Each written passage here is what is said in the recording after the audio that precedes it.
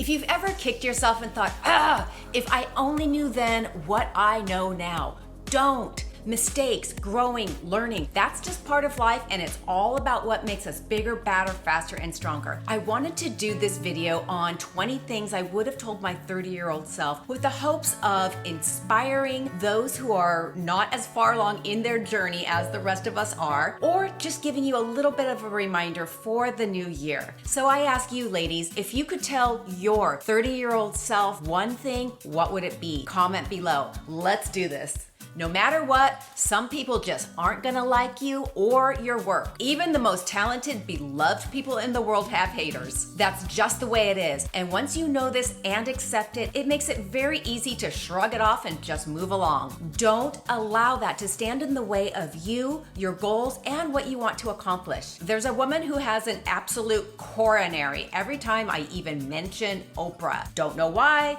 don't care why. Here's the deal, ladies. If somebody doesn't like you, I promise you there are people that don't like them either. The fact is, there are people with whom we naturally gel and people with whom we're just like, God, I don't know why, but she kind of bugs. It's just part of the human experience. You are exactly where you're supposed to be. People have different paths. Some blossom early, some blossom much later. Your life is unfolding at its own intended pace. Trust the process and don't compare yourself to other people. My husband Oliver was a late bloomer. After high school, that man milked community college for 7 years. Partying, bouncing at clubs, working out, teaching slim and swim to the ladies at the YWCA. He said, one day I looked up and all of my friends were graduated from college and had already gotten good jobs with good money, and they were on their way up. And here I am still at community college. I didn't know what I wanted to do my life or even where I wanted to go. Fast forward, and today he's a successful lawyer running a very successful California law firm and married to yours truly. Living the dream, baby. The point is, everyone's path is different with different timelines. No better, no worse, just different. He's not the one. Let it go. Who has not been there, yo? A broken heart sucks, and it can feel like the end of the world. Like you're never, ever, ever going to meet anybody as amazing and hot as he is. Trust me, regardless of how it ended or who ended it, he's not the one. Know that it'll hurt bad, but it will get better. Let yourself feel the feels. Be sad. It's part of the process. Focus on friends, your career, and things that you love to do, experiences that you may not have spearheaded had you been with that person. Your person will come, I promise you. And you'll look back and think, Adrian who? Oh, that guy, LOL. Nothing turns out according to plan. You could plan every step of your life and career with every possible scenario and still not be prepared enough. Listen, having goals and objectives for what you want to do is absolutely good, but learn to roll with unforeseen circumstances because you know what? They're going to happen. Be willing to change course and to consider new opportunities. For some reason, I always remember this Julio Iglesias story. Remember the singer? During college, he was a reserve soccer player for Real Madrid soccer team, and he had aspirations of playing soccer, or as they call it, football, professionally. That dream stopped when he became partially paralyzed by a benign spine tumor. During his time at the hospital, he was given a guitar by one of the nurses, learned to play, and the rest is history. As you know, he went on to become a worldwide famous Grammy Award-winning singer. Be open to new opportunities. If you don't fall on your face at least a few times, you're playing it too safe. The most successful people in the world have inspiring and oftentimes very funny stories of failure. Think of how many times Simone Biles has probably taken a spill, many times in the national spotlight on stage. What if in the beginning she decided not to study gymnastics because she was afraid of falling on her face? She wouldn't be the GOAT that we know today. Many of you know that I ran sales organizations, and without exception, every single time I had a new rep working for me, I would say, if you do not fall on your face and make a complete fool of yourself at least a few times in the beginning, I hired the wrong person. That always gave them the latitude and the peace of mind knowing that it was okay to step out there, make mistakes, pick yourself up, brush yourself off, and start going again. The most successful people have failed more times than you know. Don't sit on the sidelines just because people might laugh at you. When people ask me what I do, can you guess the #1 response that I get? Mainly from women. Ooh, I could never do that. People are so mean and judgmental. What they're really saying is, I'm afraid of looking like a fool and being laughed at. Look, you'll never grow and be successful however you define that if you're afraid of other people and what they might say. You have to just take the first step. Put one foot in front of the other. Learn, fix, get better, try again. After over 600 videos, I smile when I look at some of the first ones I did, and even some of the ones that I did 1 or 2 years ago. I was nervous, robotic, and I knew it. The number of rude comments that I got was obscene, y'all. But it never, ever, ever crossed my mind to quit. Having a long sales career prior to this gave me the knowledge and the confidence to know this is just part of the process. Just keep putting one foot in front of the other, learn from your mistakes, make it better, do it again, try again, and you're on your way. The most critical people are the weakest. The truth is, oftentimes the rudest, most critical people are the same people that would wither under the same spotlight. These are the ones that cannot withstand the same level of scrutiny that they are placing on you. Constructive feedback is one thing. Being proactively mean and critical to somebody else is weakness.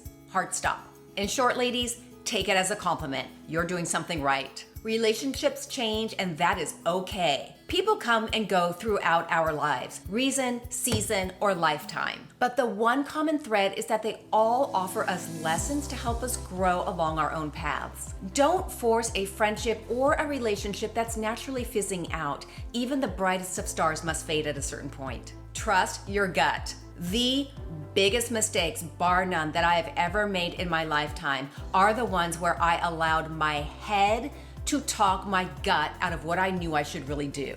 Whether a job, a career move, or a relationship, I've learned that even when something makes complete sense on paper, if my gut is screaming no, no, no, no, no, the gut wins. Always. You cannot control the world. This one was particularly, and actually still is pretty hard for me. Although I never seek to control people ever, I am controlling of myself, my life, and where I'm going. The problem is the rest of the world doesn't always seem to get the memo. So situations and events can drastically change my game plan. Learn to pivot and make a new plan. If, like me, you're not a naturally flexible person, just being aware of that tendency can help you to break away from being so set in your ways every now and again. You will never please everyone. Listen, you could cure cancer and save all the puppies in 1 day, and somebody's gonna be pissed off that you didn't save cats. So take feedback, consider it, then do what fuels you, contributes to your goals and objectives, what makes you happiest and pushes you furthest toward your own goals. If you're constantly concerned with, oh my gosh, this bucket of people aren't happy, that bucket of people aren't happy,